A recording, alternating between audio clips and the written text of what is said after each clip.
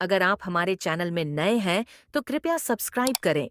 इससे आपको हमारी नई वीडियो की जानकारी मिलेगी और आप हमारे साथ जुड़े रहेंगे। श्वेता और उसकी ननद रिया कोलकाता से दिल्ली की ट्रेन पकड़कर जा रही थी। रिया की बेस्ट फ्रेंड काजल की शादी थी जो दिल्ली में रहती थी। रिया के साथ जाने वाला कोई था नहीं, इसलिए वो अपनी भाभी श्वेता को अपने साथ ले जा रही थी। श्वेता भाभी, एक काम करो, आप नीचे की सीट पर सो जाना, मैं ऊपर की सीट पर सो जाऊंगी। तुम्हें कैसे पता कि मुझे ट्रेन की ऊपर सीट पर बैठने से डर लगता है? मेरी प्यारी भाभी, मुझे ये बात रवि भैया ने पहले ही बता दी थी जब ट्रेन की टिकट बुक की थी। पर तुम्हें तो कोई प्रॉब्लम नहीं होती ना ट्रेन के ऊपर की सीट पर सोने से? नहीं नहीं भाभी, मुझे कोई प्रॉब्लम नहीं होती, मैं तो कहीं भी सो जाती हूँ, मुझे तो बस सोने की जगह चाहिए, फिर तो मैं खर्राटे मारती हूँ। इसी तरह बात करते करते रात हो गई। उस एसी कोच के कुछ यात्री सोने की तैयारी कर रहे थे और कुछ यात्री अभी खाना खाने लगे थे। तभी एक औरत जिसकी उम्र लगभग 50 साल की होगी, सफेद साड़ी में आई। वो बहुत ही खुश दिख रही थी। वो उस डिब्बे के यात्रियों के साथ खूब घुल मिल कर बातें कर रही थी। श्वेता और रिया भी उस औरत की बातों का हिस्सा बन रही थी और वो भी बातें कर रही थी। मेरे पोते का जन्म हुआ है, मैं दिल्ली जा रही हूँ अपने बेटा बहू के पास। मेरे लिए और मेरे परिवार के लिए ये बहुत खुशी का मौका है, क्योंकि हमारे घर में बहुत सालों बाद ही खुशी आई है और मैं आप सबको इस खुशी का हिस्सा बनाना चाहती हूँ, इसलिए मैं सबको ये मिठाई खिलाने आई हूँ। हाँ हाँ, क्यों नहीं, ये तो बहुत खुशी की बात है। उस औरत ने अपने बैग में से एक मिठाई का डिब्बा निकाला और उस बोगी में बैठे सभी यात्रियों को खुशी खुशी लड्डू बांटने लगी। श्वेता और रिया ने लड्डू हाथ में ले लिया। ट्रेन में मौजूद ज्यादातर यात्रियों ने लड्डू खा लिया और थोड़ी देर में सभी को भारीपन और नींद महसूस होने लगी। लोग अपनी अपनी सीटों पर लेट गए। श्वेता को भी नीचे की सीट पर लेटते ही नींद आ गई, लेकिन रिया जो अपनी ऊपर वाली सीट पर थी वो सोने की कोशिश करने लगी, पर उसे नींद नहीं आ रही थी। वो अपना फोन चलाने लगी। इतनी देर में वो औरत जो नीचे की सीट पर बैठी थी रिया से बातें करने लगती। और बिटिया, कहाँ जा रही हो? कोई रिश्तेदार रहता है क्या?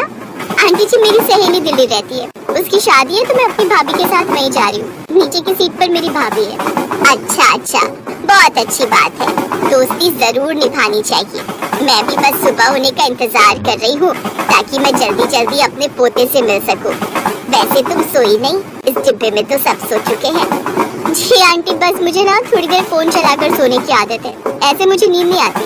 और वैसे भी ट्रेन के ऊपर की सीट है ना तो हिलती रहती है, तो नींद बहुत मुश्किल से आती है। अच्छा अच्छा, चलो मैं तो सो रही हूँ, तुम भी सो जाओ, ज्यादा देर फोन चलाना अच्छी बात नहीं। जी आंटी जी, बस सोने ही लगी हूँ। कुछ देर बाद वो औरत भी अपनी सीट पर सो जाती है। रिया भी सोने लगती है। तभी उसे कुछ याद आता है। अरे आंटी जी ने जो लड्डू दिया था वो तो मैंने खाए नहीं, लड्डू खा लेती। श्वेता भाभी तो खर्राटे मारकर सो रही है, लगता है सारी नींद आज ही पूरी कर देंगी। वैसे थक भी तो बहुत गई है, मेरे लिए कितना करती है भाभी। आज मेरी सहेली की शादी है, मेरे साथ आने के लिए फौरन हाँ कह दिया। बहुत सोचती है मेरे बारे में। रिया जैसे ही लड्डू खाने लगती है, अचानक उसे कुछ अजीब सा महसूस होता है। वो देखती है कि जो महिला लड्डू बांट रही थी वो सोते हुए अचानक उठी है। रिया को लगा शायद वॉशरूम जाने या पानी पीने के लिए वो महिला उठी होगी, पर ऐसा नहीं था। क्या आंटी जी सामने बैठे लोगों के बैग को ऐसे इधर उधर हाथ लगाकर क्यों देख रही है? मुझे कुछ गड़बड़ लग रही है। इन आंटी की नीयत कुछ ठीक नहीं, मुझे इन पर नजर रखनी होगी, मुझे चौकन्ना रहना होगा। इन्हें ये नहीं पता चलना चाहिए कि मैं जाग रही हूँ। मुझे सोने का नाटक करना होगा। हाँ जरूर, ये कुछ गलत करने वाली है, मुझे इन्हें रंगे हाथों पकड़ना होगा। वो औरत धीरे धीरे श्वेता के पास आती है। अब रिया पूरी तरह घबरा चुकी थी क्योंकि श्वेता बहुत गहरी नींद में थी। रिया ने हिम्मत दिखाई क्योंकि उसके पास अभी कोई सबूत नहीं था कि वो औरत सचमुच चोर है, इसलिए वो उस स्थिति को संभालती है। अचानक श्वेता की आंख खुल जाती है। शायद उसने लड्डू पूरा नहीं खाया था। श्वेता को उठते देखकर वो औरत घबराकर अपनी सीट पर वापस बैठ जाती है। क्या हुआ बेटी, तुम इतनी गहरी नींद में सो रही थी, अचानक से जाग गई, तबीयत तो ठीक है ना? पता नहीं, मच्छर बहुत काट रहे हैं, इसलिए बार बार नींद खुल रही है। श्वेता भाभी, एक काम करो, आप ऊपर की सीट पर सो जाओ, मैं नीचे सो जाती हूँ। अरे कोई बात नहीं रिया, फिर तुम्हें भी तो परेशानी होगी। नहीं नहीं, वैसे भी मुझे नींद आ ही नहीं रही है, आप आराम से ऊपर की सीट पर सो जाओगे, मैं आपकी सीट पर नीचे सो जाती हूँ। अरे आंटी जी, आप जाग रहे हो? हाँ, बस पानी पीने उठी थी, सोने लगी हूँ।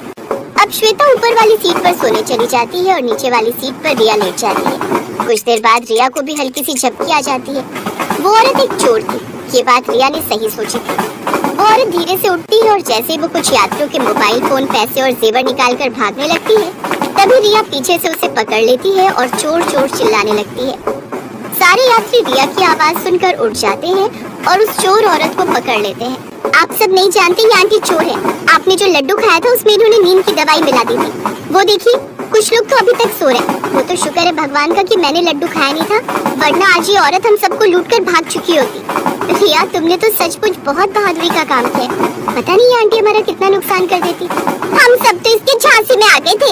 सच बताओ, क्या सचमुच तुम अपने बेटा बहू से मिलने जा रही हो या किसी गैंग का हिस्सा हो? अब तक ट्रेन दिल्ली रेलवे स्टेशन पर रुक चुकी थी, तभी पुलिस आ जाती है। रिया जी, थैंक यू सो मच हमें कॉल करने के लिए। आपने हमें इमरजेंसी में कॉल मिलाकर बहुत अच्छा काम किया। हम इस ठग औरत को काफी समय से तलाश रहे थे। ये अकेली नहीं है, इसके और भी साथी ट्रेन पर ऐसे ही लोगों को लूटते हैं। मुझे छोड़ दो, मैंने कोई चोरी नहीं की। हर चोर ऐसे ही कहता है। चलो अब अपने साथियों के बारे में थाने में चलकर बताना। मेरी प्यारी ननद तो बहुत बहादुर है। I am proud of you. Thank you भाभी। बस कोई नुकसान नहीं हुआ, मुझे इसी बात की बहुत तसल्ली है। अब आगे से सबको ये सबक मिल गया है कि हमें अपना ख्याल रखना चाहिए। ना जाने कैसे कैसे बनावटी लोग सफर के दौरान कब टकरा जाए, कुछ नहीं पता। सही कहा बेटिया तुमने। आज का ये दिन हम सबको हमेशा याद रहेगा। बहुत बहुत धन्यवाद बेटिया, हमेशा खुश रहो।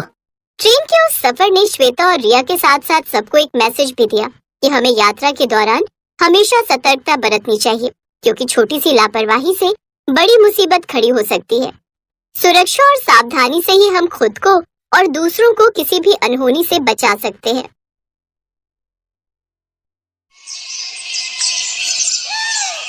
दिल्ली शहर में रहने वाली ऐश्वर्या दिखने में बेहद खूबसूरत थी।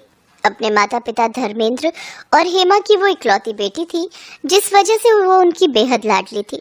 ग्रेजुएशन पूरी होने के बाद उसके माता पिता उसकी शादी के लिए लड़का ढूंढने लगे।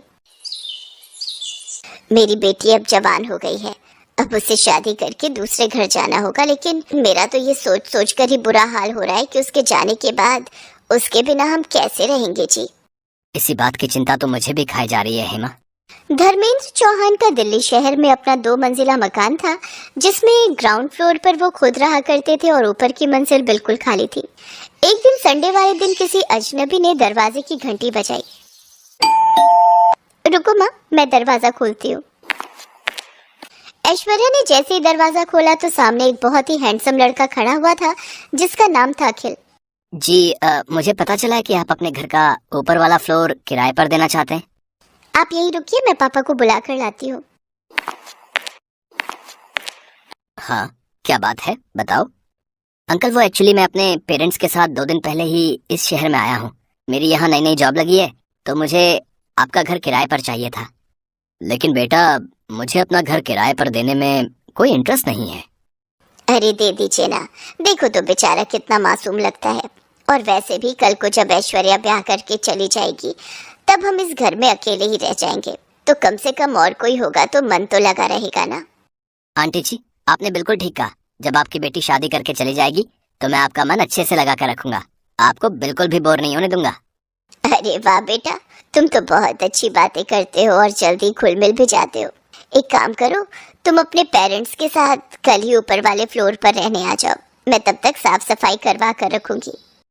अरे नहीं आंटी जी, आपको परेशान होने की बिल्कुल भी जरूरत नहीं है। मैं खुद ही आकर सारी साफ सफाई कर लूंगा। अगले ही दिन अखिल अपनी माँ आशा और पिता रमेश के साथ उनके घर में शिफ्ट हो जाता है। अखिल स्वभाव का बहुत ही अच्छा लड़का था। अपनी चुलबुली बातों और हंसते हुए चेहरे से वो सबका मन जीत लेता था। हेमा चौहान को अखिल बहुत पसंद आता है। अब अखिल को उस घर में रहते हुए कुछ दिन बीत चुके थे। एक शाम हेमा अपने पति धर्मेंद्र से कहती है, अखिल कितना प्यारा लड़का है ना। हाँ, आजकल के जमाने में भला ऐसे लड़के मिलते कहाँ हैं। अपने माता पिता को खाना तक बनाकर खिलाता है। अजी, खाने की क्या बात करते हो? जब उसकी मेड नहीं आती तो वो घर का भी सारा काम खुद ही करता है। हमारी बेटी को भी काश ऐसा ही कोई लड़का मिल जाए। ऐसा ही कोई क्यों? अपना अखिल बुरा है क्या? लेकिन वो तो हमारे किराएदार हैं। हाँ तो ये तो अच्छी बात है ना, इससे हमारी बेटी भी अपने पास ही रहेगी। आप हाँ कहो तो मैं कल ही उसके माता पिता से रिश्ते की बात आगे बढ़ाती हूँ। हाँ ठीक है। फिर एक दिन मौका पाकर हेमा अखिल और उसके परिवार से इस बारे में बात करती है और फिर सबकी रजामंदी से दोनों की शादी हो जाती है।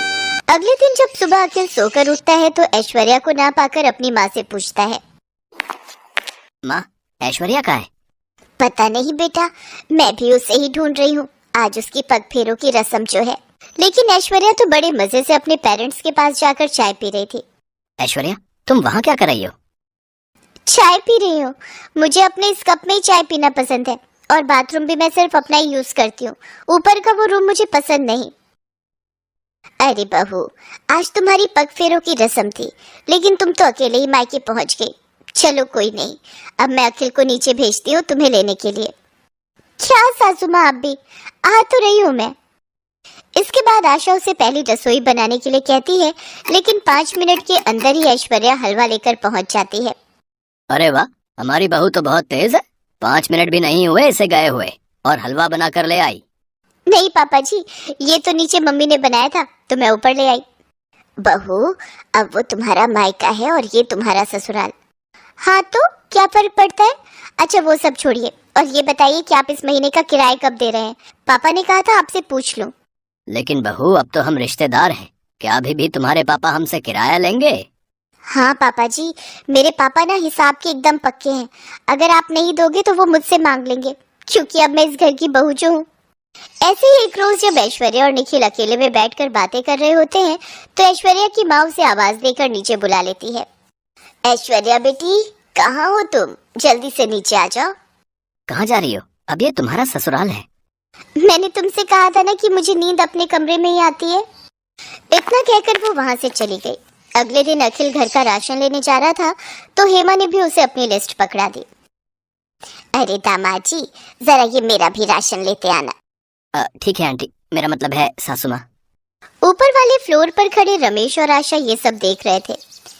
हे राम, ये ऊपर ससुराल और नीचे मायके में ना जाने और क्या क्या दिन देखना पड़ेगा। ऐसे ही कुछ दिन बीत जाते हैं और ऐश्वर्या प्रेग्नेंट हो जाती है। घर में सभी ये जानकर बहुत खुश थे। देखते ही देखते उसे 7 महीने पूरे हो जाते हैं। उफ, यहाँ ऊपर वाले फ्लोर पर तो कितनी गर्मी है। एसी तक नहीं है यहाँ। मुझे ना इस प्रेगनेंसी में ये गर्मी बर्दाश्त नहीं हो रही, इसलिए अब मैं कुछ महीने अपने मायके, मेरा मतलब है नीचे ही रहूंगी, और जब बच्चा पूरे 3 महीने का हो जाएगा तभी ससुराल मतलब ऊपर आऊंगी। लेकिन ऐश्वर्या, ये बात ठीक नहीं है। कोई बात नहीं बेटा, जाने दे बहू को। ऐसी हालत में इसे परेशान ना कर। और ये 4 सीढ़ी नीचे तो जा रही है, जब तेरा दिल करे मिलाए कर इससे। नहीं मम्मी जी, ये बात ठीक नहीं। आखिर 10 दिन में एक बार मिलने आ सकते हैं। अरे आखिरकार वो मेरा मायका है ना। अखिल जी का रोज रोज वहां आना अच्छी बात नहीं। ठीक है बहू, जैसा तुम्हें ठीक लगे। काफी सोच विचार के बाद अखिल एक दिन धर्मेंद्र से मिलने नीचे जाता है। अरे आओ दामाद जी, आज मैं आपका दामाद नहीं बल्कि किराएदार बनकर आया हूँ। पापा, हम ये घर खाली करना चाहते हैं। तभी ऐश्वर्या और हेमा भी वहां आ जाती हैं। लेकिन क्यों अखिल, ये मेरा मायका भी तो है। इसलिए तो खाली करना चाहता हूँ क्योंकि ऊपर ससुराल और नीचे मायके ने मुझे मेरी ही बीवी बच्चों से दूर रहने पर मजबूर कर दिया है। और हाँ, कल ही हम यहाँ से शिफ्ट हो रहे हैं अपने नए घर में, तो परसों मैं अपनी बीवी को लेने आऊंगा एक दामाद बनकर।